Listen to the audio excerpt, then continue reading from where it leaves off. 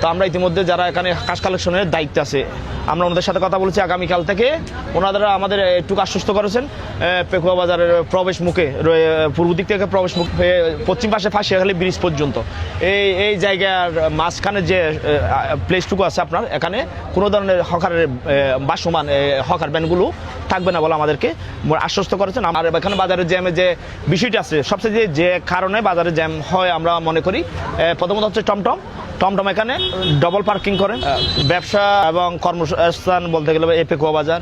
সেক্ষেত্রে গিয়ে ওনাদের ভালো মন্দ বা সুখে দুঃখে সবসময় আমরা ওনাদের সাথেই ছিলাম। দীর্ঘ সময় থাকতে গিয়ে আমরা একটা বিষয় দেখেছি পেকুয়া বাজারে যে সমস্ত ব্যবসায়ীরা আছে কিছু অসাধু মানুষের অনৈতিক উদ্দেশ্যের কারণে এই বাজারের ইজারা মূল্যটা প্রায় 2.5 কোটি টাকার উপরে চলে যায়, যার কারণে এই মূল্যটা তারা চাপিয়ে দিয়েছে পেকুয়া বাজারের সমস্ত ব্যবসায়ীদের পিঠের উপরে।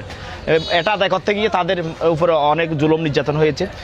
এই বিষয়টা বুঝতে পেরে আমি মূলত বিগত ইজারার সময় যখন সাময়িকভাবে আইনগত জটিলতার কারণে স্থগিত হয় তখন আমি উপজেলা ইউনো মহোদয়ের সাথে আমি ব্যবসায়ীদের পক্ষ থেকে ওনাদের সাথে নিয়ে আমি আলোচনা করি। যখন কাশ আদায়ের সিদ্ধান্ত হয় তখন থেকে আমি মূলত এখানে যে রেটটা ছিল সেটা কমানোর জন্য বারবার ওনাদের সাথে ইউনো মহোদয় এবং সিলিন্ডারের সাথে আমরা বারবার ব্যবসায়ীদের সাথে নিয়ে আমরা আলোচনা করেছি। তখন এই বাজারের সব মিলিয়ে অনেক পর্যবেক্ষণ এবং টিম মিটিং পরিশেষে এখানে কাঁচা বাজার আপনার মাছ বাজার এবং হকারের ক্ষেত্রে গিয়ে সকল ব্যবসায়ীদের জন্য পূর্বে যা নিত তার 50% কম নেওয়ার একটা সিদ্ধান্ত হয়।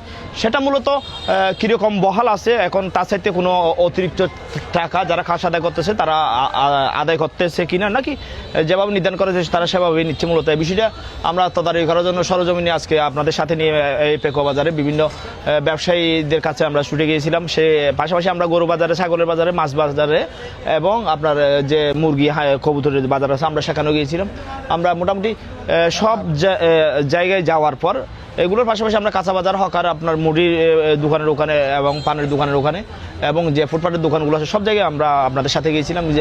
যতটুকু দেখেছি বেশিরভাগ ক্ষেত্রে মূলত যে মূল্যটা বা রেটে নির্ধারণ করা হয়েছিল বিগত কাশ কালেকশনের যে সর্বশেষ মিটিং হয়েছিল ইউনো অফিসের যে মূল্য নির্ধারণ হয়েছিল কাশ আদায় করার জন্য ব্যবসায়ীদের কাছ থেকে যে রেটটা নির্ধারণ হয়েছিল আর কি, সেটা আপনার বলতে গেলে আমরা আপনাদের নিজে যা দেখেছি প্রায় 90% মতো ঠিকঠাক আছে। তবে যে 10% অসঙ্গতি বা বেশি নিচ্ছে মনে হচ্ছে সেক্ষেত্রে গিয়ে বেশিরভাগ হচ্ছে ফুটপাত বা যে বাসমান যে ব্যবসায়ীগুলো আছে ওনাদের থেকে হয়তো বেশি নিচ্ছে, এরকম আমরা কিছু অভিযোগ আমরা পেয়েছি। ইতিমধ্যে এই সময় বিভিন্ন মনিটরিং করার সময় বা ফাঁকে আমরা ইতিমধ্যে যারা এখানে কাশ কালেকশনের দায়িত্ব আছে ওনাদের সাথে আমরা কথা বলেছি, কার কী সমস্যা সেটা আমরা ওনাদের কাছে উপস্থাপন করেছি, আমাদের নিশ্চয়তা দিয়েছেন। তবে এই অতিরিক্ত যা আদায় করছে সেটা আমরা হিসাব করলে স্বাভাবিকের তুলনায় অনলি 10%, মানে বাকি 90% ঠিকঠাক আছে।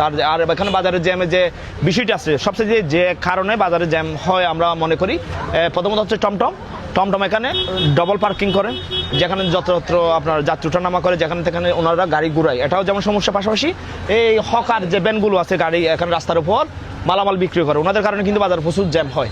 তো আমরা ইতিমধ্যে যারা এখানে কাশ কালেকশনের দায়িত্বে আছে আমরা ওনাদের সাথে কথা বলেছি। আগামীকাল থেকে ওনারা আমাদের একটু আশ্বস্ত করেছেন পেকুয়া বাজারের প্রবেশ মুখে পূর্ব দিক থেকে প্রবেশ মুখ হয়ে পশ্চিম পাশে ফাঁসিয়াখালী ব্রিজ পর্যন্ত এই জায়গার মাঝখানে যে প্লেসটুকু আছে আপনার এখানে কোনো ধরনের হকারের বাসমান হকার ব্যানগুলো থাকবে না বলে আমাদেরকে আশ্বস্ত করেছেন। আমরা দেখব ওনারা আমাদের কমিটমেন্ট কতটুকু রক্ষা করে। যদি ওনাদের কমিটমেন্ট রক্ষা না করে যদি এখানে বাসমান ব্যানগুলো রাস্তার উপর বহাল রাখে তাহলে সেক্ষেত্রে গিয়ে আমরা সাধারণ জনগণের যে ভোগান্তি সেটা কথা বিবেচনা করে সাধারণ ব্যবসায়ী দিয়ে এবং এখানকার মানুষদের সাথে নিয়ে আমরা দরকার হলে যারা এই হাঁস কালেকশনের দায়িত্বে আছে ওনাদের বিরুদ্ধে যা প্রয়োজনীয় ব্যবস্থা নেওয়া দরকার আমরা সবাইকে সাথে নিয়ে অবশ্যই সেটা নিব। আমরা চাচ্ছি এখানে সকলের স্বাভাবিক চলাচলের জন্য, যান চলাচলের জন্য এবং ভোগান্তি কমানোর জন্য, কারণ সব কিছু জনস্বার্থে, কারণ নির্দিষ্ট কয়েকজনের সুবিধার জন্য আমরা সবাই বা পেকুয়াবাসী বা পেকুয়ার ব্যবসায়ীরা কষ্ট পাবে সেটা আমরা মেনে নিতে ইচ্ছুক না। খুব ভালো করে জানে যে আমি নিজেও অনেকবার দাঁড়িয়ে এখানে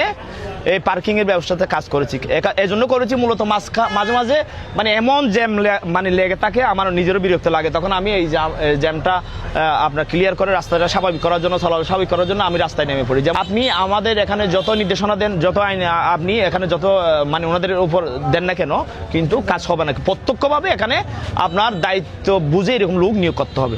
আমাদের নেতা যেহেতু এখন স্বরাষ্ট্রমন্ত্রী হিসেবে ইনশাল্লাহ বাংলাদেশে উনি দায়িত্ব পালন করছেন, এই বিষয়গুলো খুবই সামান্য ওনার দৃষ্টিতে, এবং খুব দ্রুত এগুলো সমস্যার সমাধান হবে।